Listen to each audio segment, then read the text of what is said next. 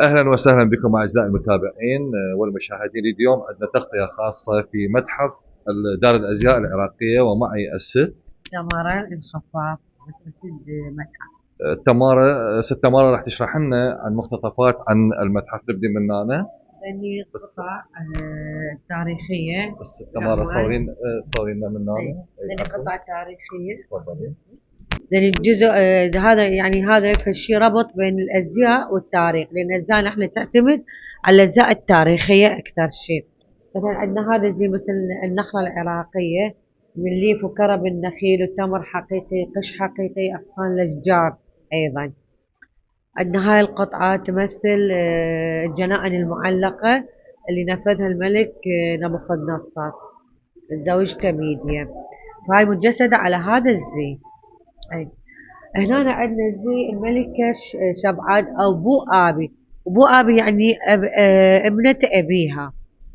أي هنا خطين يمثل دجلة والفرات الثور السماوي، زهرة البابونة اللي هي الزهرة المقدسة لكل الحضارات.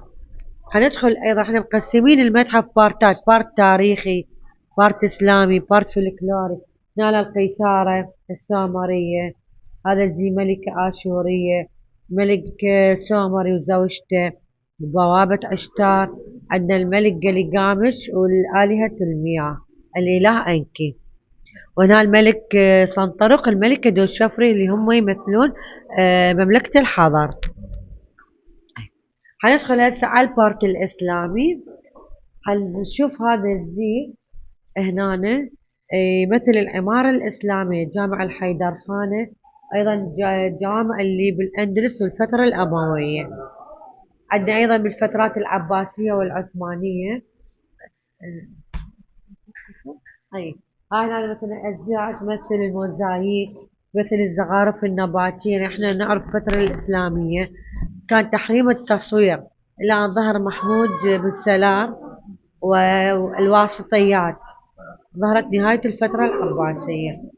هاي الأجزاء تمثل قصص ألف ليلة وليلة ذني. نعم.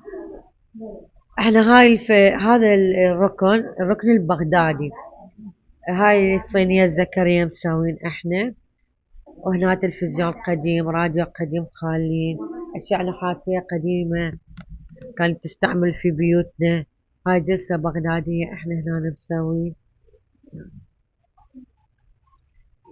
هنا ذني هذا الجرام قديم، كانت أغلب بيوت البغدادية موجودة بيه.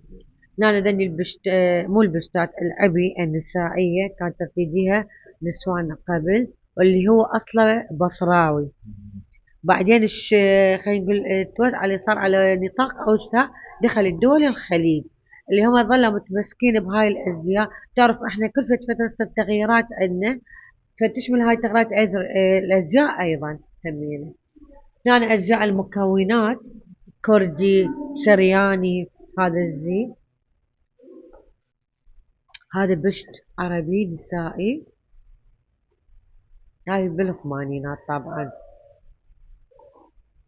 هاي هنا أجزاء سهل نينوى، بشت هذا عليه نقشات فلكلورية بغدادية، وهي ترجع أصولها السومرية أصلا ذني.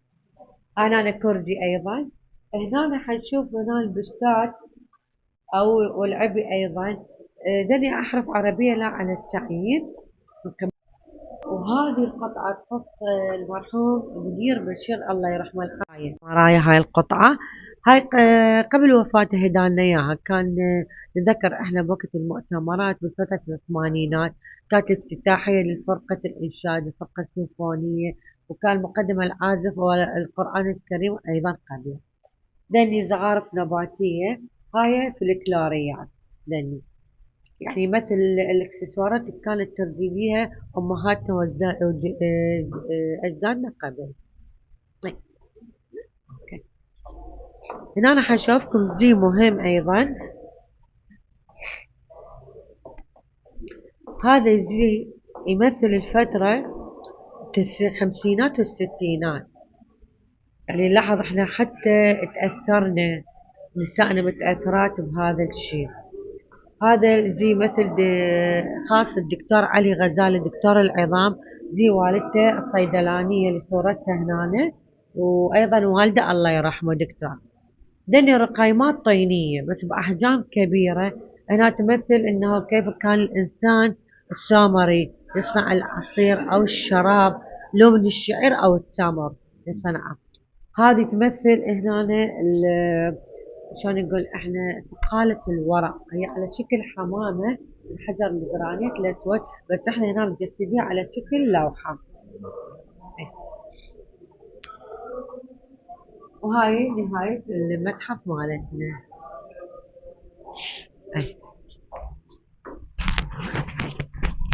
جولة، واشكر فضلك يعني جولتك وياي في هذا، واتمنى لك التوفيق.